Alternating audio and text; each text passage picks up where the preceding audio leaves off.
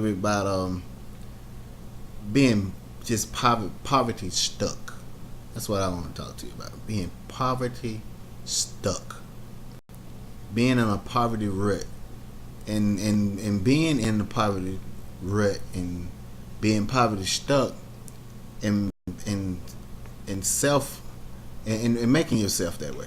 That's what I'm talking to you about. Okay, last night I was at the grocery store and the clerk, she made me think about something. I came up to the counter and she said, "Sir, how will you be paying for this?" And I was like, "Cash." She said, "Because the EBT machine is down." And you know, I kind of got offended a little, and then I kind of got offended a lot, and then I kind of got happy because, okay, let me break it down. I got offended a little, then I got offended a lot, and then I got happy. Okay, now let me explain to you why I got offended a little. I got offended a little because she automatically assumed that by me pulling up in a wheelchair that I was on food stamps. I got offended a lot because, and I'm gonna tell you about this story, that I don't no longer receive food stamps because my income is too high. My home, I have too much income coming to my home, and nobody stay in my home but me and my son, and there's too much income in my home, so I don't receive any food stamps.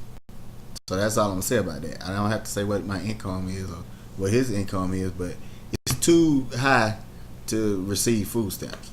Okay, so that made me real mad, and what made me happy was I was able to go and purchase whatever I wanted to purchase with cash without being on food stamps or anything, and not relying on food stamps or being poverty stuck or being in that poverty rut where I have to rely on those food stamps.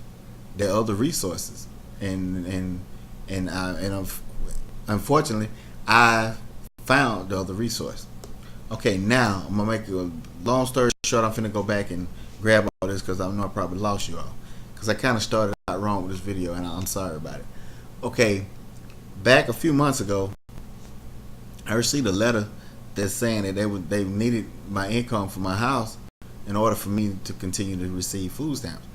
So that was about 5 months ago, and so I sent all the information in that they wanted, and they got back in touch with me, and they told me that I no longer could receive food stamps because my income was too high considering what my son was making and what I was making. It was too high. So I went on my call. I gave them a call, and followed up with them, and to see what was going on and why I couldn't receive food stamps anymore. And she told me that between me and my son, our income was too high. And I said, well, so what you think I'm supposed to do? I mean, I'm not working or nothing like that. I mean, and she was like, well, maybe you need to ask your son to get a second job. And I'm like, are you freaking serious to ask my son to get another job? And they don't know, they can sit behind their desk and make all these freaking suggestions, but they don't know what I've already went through to sacrifice and to have my son to be working and have an income coming out. Unfortunately, he had a kid while he was in high school, which is not their fault. So they're those that his father, by being in a wheelchair and not able to work at that time, I couldn't afford to send him to college, so he had to get a job. Not to help his father around the house, but I couldn't afford to help him take care of his kid and send him to school and all this. So to make a long story short, it was because of finances the reason we couldn't go to college. Okay, so later on during that summer, I got a phone call. While I was on Facebook with my partner, and he introduced me to Empower Network again, and so I said I'm gonna check him out. So I gave him a call, and so he was telling me what him and Tracy was doing, and so I said, well, okay, all right. So I watched a few of Tracy videos, and I said, let me peep Tracy out, cause see, I know Greg, and I know he's a prankster. You know, he'd tell you about something and laugh. You know, he'd be like, ha ha, laugh. You know, make a joke out of something. So I was making sure this wasn't a big joke. So I checked it out and everything, and it felt like everything was legit. So I gave him a call back, and I told him, I said, look, man, I said, this thing got to go right. I said, cause if it don't go right, man, you know, hey, boy, you need to talk to your girl, cause I mean, I can't be investing all this money and things don't go right. He said, hold on, man. He said, hey, bro, this is your business. This is your business. You got to make it do what it do. Once you join this and everything, you got to make it do what it got to do. There's no Tracy don't have nothing to do with it. I don't have nothing to do with it. If you think this is a scam or some type of scheme, or you thinking that somebody in it to get money from you or something like that, then you're in the wrong line of business, bro. Don't even join. And that's how he gave it to me. And I mean, that's how I'm gonna give it to you. Once I joined this and I started, you know, pursuing it and gradually, you know, growing in it and everything. And I'm gonna tell you, I'm still growing. There's a lot of stuff to learn. There's a lot of stuff to learn, because see, that's what Empower Network is. Once you become an affiliate of Empower Network, this product that you'll be receiving is only an educational product. It's an educational product, and you have to learn. If you don't already know it, you have to learn this educational product in order to prosper and to prosper and to make profit and to see, you know, yourself grow in income in this business, is to learn this education about marketing. And that's what you'll be passing on to everybody else. So people, I'm not out here selling you hype. I'm not out here selling you, you know, they saying what the product is. The product is an educational marketing product. That's what the product is, okay? So when you're coming at me and screaming at me like I don't know what I'm talking about, and I'm trying to just sell you something that's trying to scam you or something like that, hey, look, baby, I'm gonna tell you like this. If you join, you join. If you don't, you don't, because somebody else will. And I mean, I'm just gonna put it to you plain. And if you feel that somebody's out here trying to get your money, or they're trying to get over on you, or I'm gonna tell you like he told me, this is your business, your business. So it's up to you to earn whatever you want to earn in your business. If you want to make $2 in your business a month, then you make $2. That's on you. Then you want to be a $2 person, then you're a $2 person. If you want to be a $2,000 person, you'll be a $2,000 person. But if you want to be a $10,000, $20,000, $15,000, $20,000, $30,000, if you want to be whatso have you, then by all means, do what you do. Do what you do. But now I'm gonna get back to the poverty stuck people. But if you're those ones that when you was in school, you came along, and just because mama was on grapher, mama was on food stamps, mama stayed in the projects, so now you figure, well, I get the baby, I'm gonna get me a project house, or I'm gonna get me a grapher house, and girl, I'm getting food stamps, and I'm gonna do such.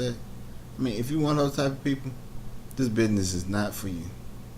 If you one of these type of people that look at your kids every morning, and I want you to look at me, people, because I did this for 18, 19 years. I looked at my son every morning, every day in, day out, week in, week out, month in, month out, and I said, this is not the freaking life for my child. My child deserves more than this. Look at me good, people. I sat in this wheelchair for 19 years looking in my son's face, and I always felt that there was something out there that I need to do, because he deserved better. He deserved a better life. I felt that not only I was cheated out of my life by being put in this wheelchair, I cheated my son. I felt that I cheated my son. It was something I done. So now that I'm in Empower Network, you know I can't go back and get 19 years back, but I tell you what, for the next 19 years, I'm gonna be hell on wheels, okay? And that means literally hell on wheels. And I mean, people. I mean, it may look like I'm moving slow or whatever like that, what have you. But hey, I'm gradually grabbing this thing by the balls, and I'm gonna snatch him. When I snatch, I'm gonna snatch every inch of it down with me. I'm gonna grab Empower Network, and I'm going to ride it till the wheels fall off. And I mean, I'm literally. People say, you know, that guy used a hell on wheels. You know, I'm literally gonna be hell on wheels. I mean, I'm just gonna leave you with that. But if you one of those poverty stuck people that, I mean, you're on Grapple, cause your mama was on Grapple, cause your mama was on Grapple, and hey, stay on Grapple, stay on Peace State, Peace Care, all that, whatever, all that old bull junk that the state offer you. Stay on it and see where you're gonna be. Look at your children and watch and see what they're gonna be. Don't be getting mad at them kids when they grow up and then you be like, you don't want to do nothing, you just a sorry, you just a lazy. Leave those kids alone. Don't try to make your child get up and try to go get a job. You've been sitting in the damn project all your life. If you've been in that project, if you stay in a project over 7 years and you ain't got no job and you ain't worked in 7 years, don't say a damn thing to your kid, okay? Not nothing. Don't say nothing to your children, because guess what? You where you want to be. And let them children be where they want to be, okay? Because you're not trying to take them anywhere. But if you're in a project and you trying to work and you trying to struggle and scrape and get the hell up out of there, by all means, baby, by all means, I tilt my hat to you. And I pray, God, that you will succeed what you're trying to strive after. Okay? But if you're those ones that's poverty stuck, leave those kids alone. Stop trying. As a matter of fact, let somebody else get those kids. Let somebody that's going to help those kids, lead those kids. One more thing. I got a short story. There was a lady. Her son was up under the wing of a teacher at a high school. And the teacher was trying to teach her son the better way of life and try to lead him, you know, in a better way so that he would succeed.